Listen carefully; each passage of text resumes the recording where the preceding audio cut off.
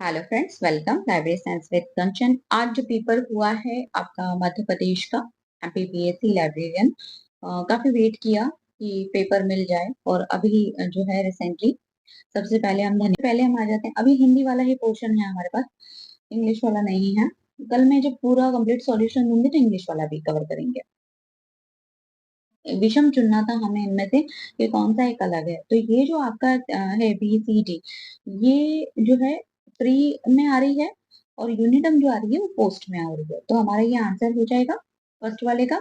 फिर है थिसॉरस में एक अनुशासन, उदाहरण के लिए भूकंप विज्ञान और अध्ययन की गई घटना, उदाहरण के लिए भूकंप के बीच किस प्रकार का संबंध है। अब यहाँ पे जो है होना चाहिए था एसोसिएटिव रिलेशनशिप, पर एसोसिएटिव में ये होता है कि they are no longer to relate on a ground. तो यहाँ पे हो जाएगा हायरार्किकल। तो बी यहाँ पे हमारा आंसर होना चाहिए। अब ये डिपेंड करता है कि आयोग क्या मानता है। मैक्स वेबर का नौकरशाही का जो सिद्धांत है, ब्यूरोक्रेसी का, वो किस पे है? तो ये है कि रिजिड रूल्स रेगुलेशंस। तो हमारा बी जो है यहाँ पे आंसर हो जाएगा। फिर है वर्णनात्मक सार, जो आपका डिस्क्रिप्टिव एब्स्ट्रैक्ट होता है उसे क्या कहा जाता है? तो ईपीजी पाठशाला में जो हम पढ़ते ही हैं थ्योरी कि how many type of the abstract, वही लिखा है टाइटल में ही, हेडिंग में आप जाकर देखेंगे कि इंडिकेटिव और डिस्क्रिप्टिव। इंडिकेटिव जो है डिस्क्रिप्टिव का अल्टरनेट नेम है। फिर है पीटर डकर के अनुसार निम्नलिखित में से कौन सा एक प्रमुख परिणाम क्षेत्र है? तो यहाँ पे ये होगा कि इसमें बहुत सारे की फैक्टर हैं, बट जो यहाँ बैठ रहा है कि एम्प्लॉयज का जो मनोरंजन है वो नहीं आएगा, डेकोरेशन ऑफ द ऑफिस नहीं आएगा, एवरीडेज मीटिंग एंड गॉसिप नहीं आएगी। जो आपका आएगा प्रॉफिटेबिलिटी, लाभप्रदता, ये आएगा। फिर ये प्रबंधन का प्रथम कार्य कौन सा है? जब हम पोस्ट फॉर पढ़ते हैं तो आप देखेंगे पी फॉर प्लानिंग हमारा पहला ही होता है। मैनेजमेंट में कुछ करने जाते हैं कि प्लानिंग सबसे जो है बड़ा फैक्टर होता है। तो यहाँ हो जाएगा हमारा प्लानिंग। फिर है अंतरराष्ट्रीय पुस्तक संख्या के प्रकाशन तत्व। अब देखिए बहुत सारे एलिमेंट है, इन्होंने प्रकाशन तत्व वाला पूछा है। तो ये जो होता है ये परिवर्तन होता है और 6 होता है। तो हमारा आंसर हो जाएगा 1 एंड 4 यहाँ पे। फिर है आपका जीरो डिफेक्ट। जीरो डिफेक्ट किसने दिया है? तो हम सभी को पता है कि जीरो डिफेक्ट फिलिपी क्रॉसबाय ने दिया है और इसी में इन्होंने से 14 जो स्टेट्स हैं वो डिफाइन की हुई हैं। डॉक्टर एस आर रंगनाथन के स्टाफ फॉर्मूला, ये देखिए ये क्वेश्चन जो है इस तरह के क्वेश्चन मैंने टेस्ट में दिए हुए थे। तो यहाँ पे जो है 6000 पर्सन, जो सॉरी 6000 वॉल्यूम होने चाहिए 1 पर्सन पर फॉर द एक्विजिशन। फिर है कि निष्पादन मूल्यांकन एक व्यवस्थित प्रक्रिया है जिसके द्वारा कर्मचारी के प्रदर्शन की समीक्षा एवं मूल्यांकन किया जाता है। अब हम परफॉर्मेंस अप्रेजल की जब बात कर रहे हैं तो क्या उसका परफॉर्मेंस अप्रेजल नौकरी में पहले होगा? नहीं।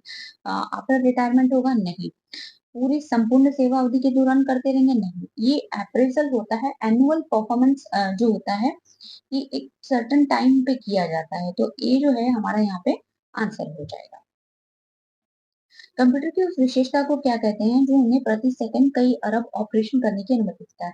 एक एक और जो है बॉम्बे से, मेरी छोटी सिस्टर के जैसे ही हैं, तो उनका आया था कि बहुत टफ पेपर था, लेंदी था। देखिए लेंदी नहीं था, क्या था कि जो लास्ट पेपर है उनमें एकदम फैक्ट पूछे गए थे, इसमें थोड़ा सा घुमा के पूछे गए हैं। और जो क्वेश्चन है काफी सारे क्वेश्चन DSSB का जो एग्जाम हुआ था 2023 वाला, शिफ्ट 1 और शिफ्ट 2 और शिफ्ट 3, आप वहां से देखिए, वहां से बेस बनाया है इस पूरे पेपर को। एज इट इज क्वेश्चन उठाए हैं, थोड़ा सा जो क्वेश्चन की पैराफ्रेजिंग करके। तो जो है ये आपका यहाँ पे स्पीड हो जाएगा। फिर ये जो पुस्तकों का सत्यापन उनके वर्गीकरण विषय, ये जो क्वेश्चन है ये देखिए, आप देख लीजिए DSSB का क्वेश्चन है एज इट इज। जब पुस्तकों का सत्यापन उनके विषय वर्गीकरण के आधार पर किया जाता है तो इसमें कौन सी विषय विधि कहा जाता है? तो हम सभी को पता है कि शेल्फ लिस्ट का जो अरेंजमेंट होता है वो हमारा क्लास वाइज अरेंजमेंट होता है, विषय के अनुसार अरेंजमेंट होता है। जब हम शेल्फ लिस्ट ट्रे में, ये शेल्फ लिस्ट के जो कैंडिडेट्स आते हैं, शेल्फ लिस्ट की मशीन आती है, उसमें जब हम उसे अरेंज करते हैं तो शेल्फ लिस्ट के अनुसार जब हम करेंगे तो वो हमारा विषय वर्गीकरण के अनुसार जो है स्टॉकिफिकेशन होगा आपका।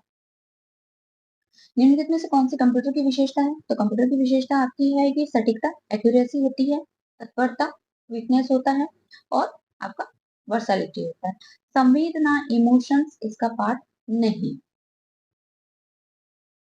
अब त्रिपत्र प्रणाली रंगनाथन ने दी है। अभी तक आपसे पूछ रहे थे कि तीनों जो है कार्ड के नाम क्या हैं।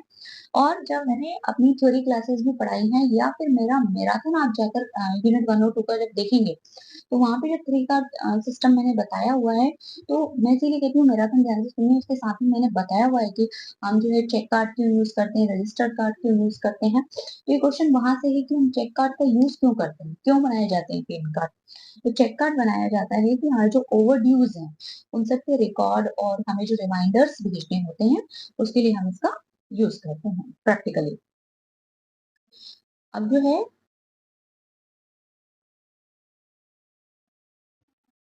फिर आ जाते हैं हम डेफिनेशन के बाद 16 पर। आईएसएसएन में 8वां अंक क्या है, तो ये जांच है। लास्ट डिजिट जो होता है, क्योंकि आईएसएसएन होता ही 8 का है, तो लास्ट जो होता है वो हमारा चेक डिजिट होता है।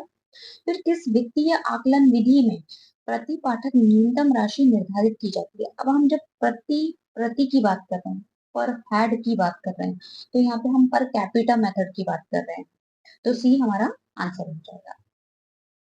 ये भी क्वेश्चन मैंने कई बार बताया हुआ है और मेरी जो थ्योरी क्लासेस है उसमें तो बहुत बार बताया हुआ है कि बुक सिलेक्शन प्रिंसिपल से एक क्वेश्चन आएगा ही आएगा। मैंने 100 से ज्यादा टाइम अपनी सारी वीडियोस में ये बात आपको कही है। तो यहाँ पर ड्यूरी का नहीं पूछा आपसे, आपसे मेलविल का नहीं पूछा, आपसे रंगनाथन जी का नहीं पूछा। यहाँ पे living with the books, book selection की एक है ये किताब भी मैंने मैराथन में ये क्वेश्चन भी 2-3 बार हुआ ही है। तो ये एची हैंड्स की लिखी हुई है। निम्नलिखित में से किस पुस्तकालय समिति के पास वास्तविक आधिकारिक शक्ति नहीं होती है। ऐसी कौन सी समिति है जिसके पास जो है आपका आधिकारिक समिति मतलब जो कहेंगे हमारे पास पावर, रियल पावर की जब हम बात कहते हैं, तो जो रिकमेंडिंग कमेटी होती है जो किसी पर्टिकुलर सब्जेक्ट पर आपको केवल रिकमेंडेशंस देती है, उसके पास रियल पावर नहीं होती है। तो सी हमारा यहाँ पे आंसर हो जाएगा।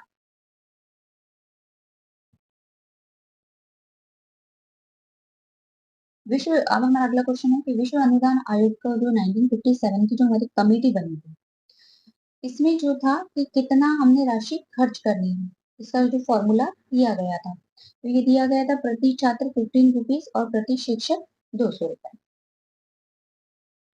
शोध प्रगति की सूचियां, list of research in progress, तो ये टर्शरी सोर्स है। फिर है निम्नलिखित में से कौन सा सूचना का सूचक सेकेंडरी सोर्स नहीं है, तो डायरी जो है हमारा सेकेंडरी सोर्स में नहीं आता है, प्राइमरी है। फिर आपसे ये क्वेश्चन मैंने टेस्ट सीरीज में दिया हुआ है, इससे 3 क्वेश्चन दिए गए हैं। ये भी यूरो स्टेट, ये जो सांख्यिकी कार्यालय वाला क्वेश्चन भी टेस्ट सीरीज में है। तो जो आपका पेटेंट है ओपन डेटा पोर्टल, ये किससे संबंधित है, तो ये आपका पेटेंट से संबंधित है।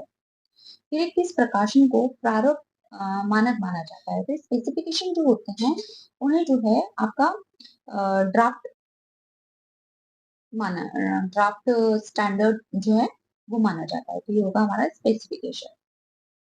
वर्ड्स ऑफ लर्निंग डायरेक्टरी है, हर बार आता है। अब जो है एक्सटेंशन वर्कर्स, देखिए एक ही यूनिट से जो अगर आप हम पीजी पाठशाला का एक पीडीएफ ओपन करें, केवल इसमें इंफॉर्मेशन सोर्सेज का कैटेगराइजेशन है, तो ये पूरे पेज पे जो 4-5 क्वेश्चन है वो वहीं से एक ही ये 2 पेज की थ्योरी में से बनाए गए हैं। तो एक्सटेंशन वर्कर जो होंगे हमारे अप्रलेखीय नॉन डॉक्यूमेंट्री सोर्सेस और वो भी कैटेगरी ह्यूमन में आते हैं। अब है डैश इंटरनेट पर ऑनलाइन विश्व कोर्सों का प्रमुख समूह है, तो ये है हमारा encyclopedia.com। ये बकायदा प्रीमियर जो है आपका कलेक्शन है एनसाइक्लोपीडियाज का। फिर ये यूरोपीय संघ का सांख्यिकी कार्यालय क्या कहलाता है, तो यूरो स्टेट कहलाता है।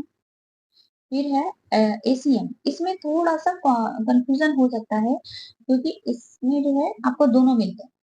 ये अगर डेटाबेस की बात करें तो ग्रंथ परत भी है और इसमें फुल टेक्स्ट आर्टिकल भी है, तो इसका देखना पड़ेगा कि क्या माना जाता है। फिर ओपन एथेंस क्या है, तो ओपन एथेंस जो है प्रोडक्ट तो है जेआईएससी का, लेकिन यहाँ जेआईएससी ऑप्शन में नहीं है, इप्सको है। तो इप्सको माना जा सकता है। अब इसके मानने के पीछे का कारण ये है कि ये दोनों पार्टनरशिप में, मतलब एक कोऑर्डिनेटिंग वे में दोनों साथ में काम कर रहे हैं एक दूसरे के साथ मिलकर, तो इसलिए यहाँ पे इप्सको आंसर माना जा सकता है। तो ये थे हमारे फर्स्ट 30 क्वेश्चन। बाकी जो 120 रिमेनिंग है वो हम कल कवर करेंगे। शुभ रात्रि और